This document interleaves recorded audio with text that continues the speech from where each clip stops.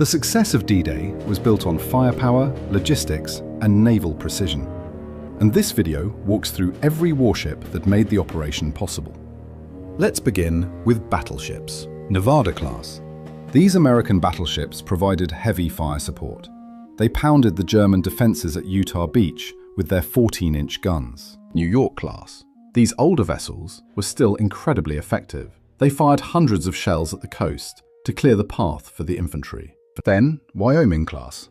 Despite its age, this ship was a vital part of the bombardment group. Its 12-inch guns helped suppress enemy batteries early in the morning. Queen Elizabeth class. These legendary British battleships were symbols of power. They used their massive 15-inch guns to destroy reinforced concrete bunkers from miles away. Revenge class. These heavy hitters were perfect for coastal bombardment. They stayed close to the shore to ensure every shell hit its mark against the Atlantic wall. Nelson class. Known for having all their main guns forward, these ships were unique. They provided some of the most concentrated firepower seen during the entire invasion. Next up, monitors. Erebus class. These specialized monitors were built for one thing: smashing targets on land. Their shallow draft allowed them to get close to the beaches. The next one, Roberts class. Another pair of powerful monitors with huge guns. They were essential for taking out the heavy German batteries that threatened the landing craft. Now let's look at heavy cruisers. Baltimore class. These heavy cruisers offered a mix of speed and power. Their 8-inch guns were extremely accurate against mobile enemy units. Northampton class. These ships provided reliable escort and fire support. They were key to protecting the transport fleet from any sudden surface threats. New Orleans class.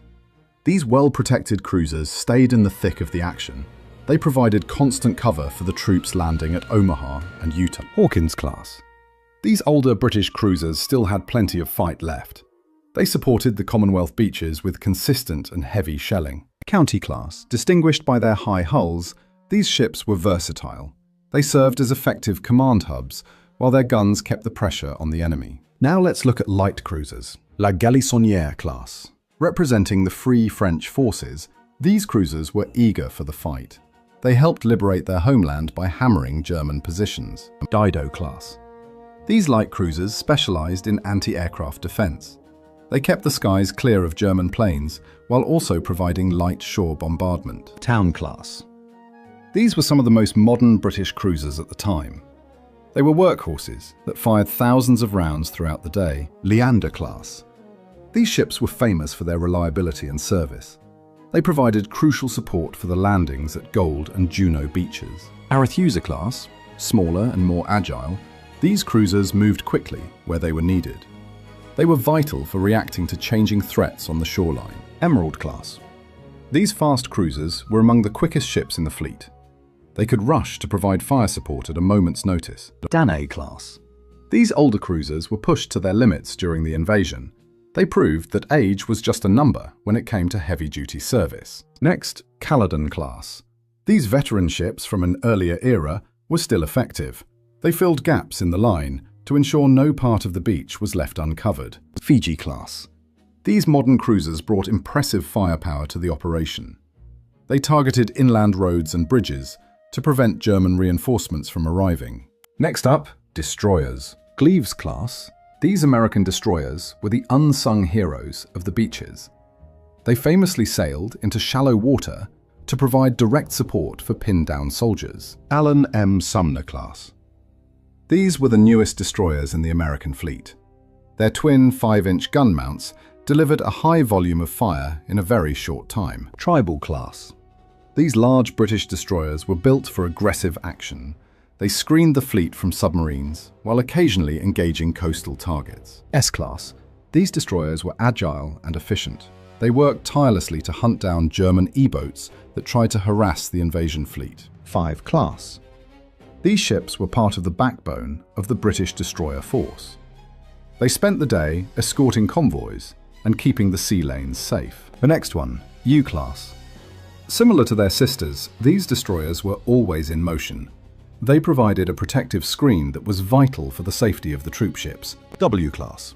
These vessels were dedicated to escorting the massive transport groups. They helped ensure that thousands of men arrived at the beaches safely. Next, J-class. These destroyers were sleek and powerful. They were often at the front of the line, guiding the smaller craft through the minefields. Now this is the K-class. Known for their durability, these ships handled the rough waters of the Channel well. They provided a steady platform for anti-aircraft and surface fire. N-class. These destroyers served with several different Allied navies. They showed the international spirit of the invasion while providing excellent support. Now this is the F-class. These older destroyers were reliable workhorses. They performed many roles, from laying smoke screens to rescuing men from the water. Then, B-class.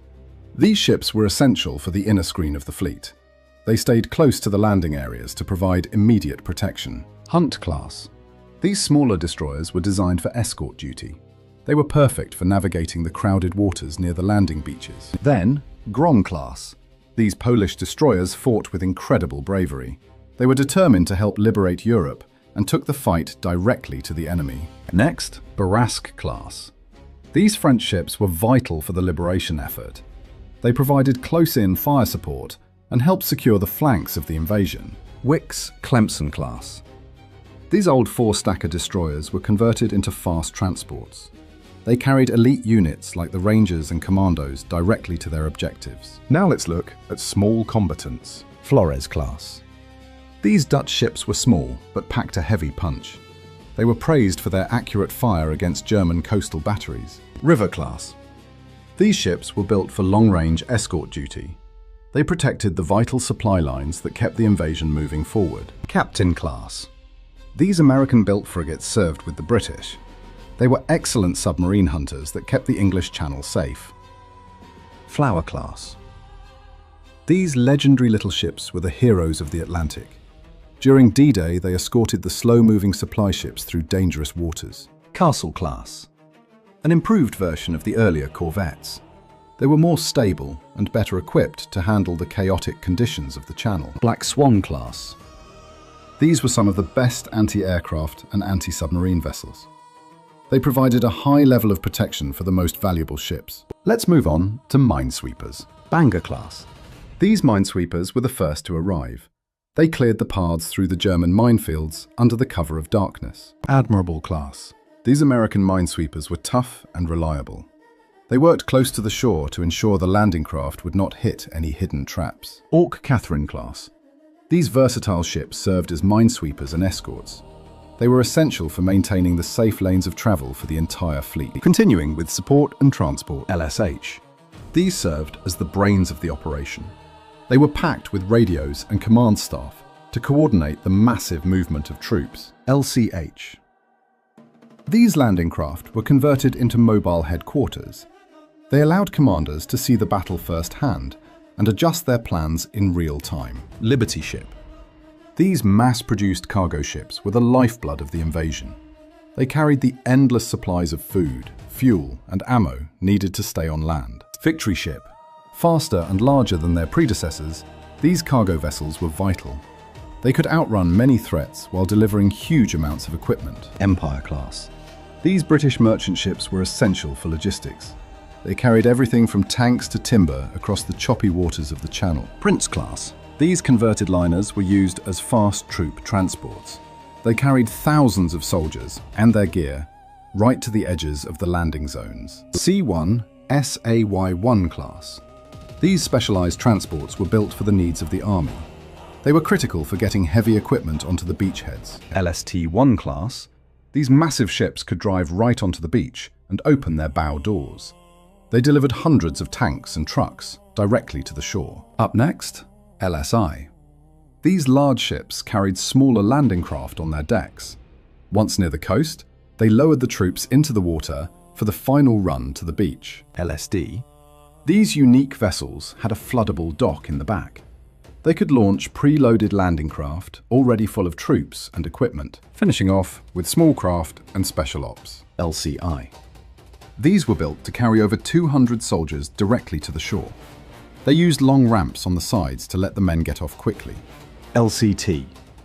These were the primary way to get tanks onto the beach. They were slow and flat, but they were the only reason the infantry had armoured support. LCT. These were armoured versions of the tank landing craft. They were designed to survive the heavy fire found at the most defended parts of the beach. LCT. These were some of the most terrifying ships in the fleet. They fired thousands of rockets in a single volley to saturate the German defences before the landing. The next one, LCVP, often called the Higgins boat. This was the most famous craft of the day. It carried 30 men at a time and was the primary way troops hit the sand. LCA. These were the British equivalent of the American landing craft. They were slightly more armoured and were used by the units landing at the Commonwealth beaches. LCM. These were small enough to be carried on larger ships, but big enough to carry a single tank. They were vital for bringing armoured support in the second wave. LCF. These were mobile anti-aircraft platforms. They stayed just offshore to protect the landing troops from German fighter planes. LCG. These were landing craft fitted with medium-sized guns. They acted like small destroyers, providing direct fire support to the infantry on the beach. Next, PT boat. These fast American motorboats were used for patrolling and rescue. They could move quickly to intercept enemy torpedo boats. PT boat. These quick vessels were rugged and reliable. They provided a flexible screen around the invasion fleet and kept the sea lanes clear. MTB. These British motor torpedo boats were built for speed and aggression. They hunted German patrol craft in the dark to protect the main invasion force. ML. These motor launchers were the jacks of all trades. They did everything from laying smoke screens to guiding the landing craft toward the correct beaches.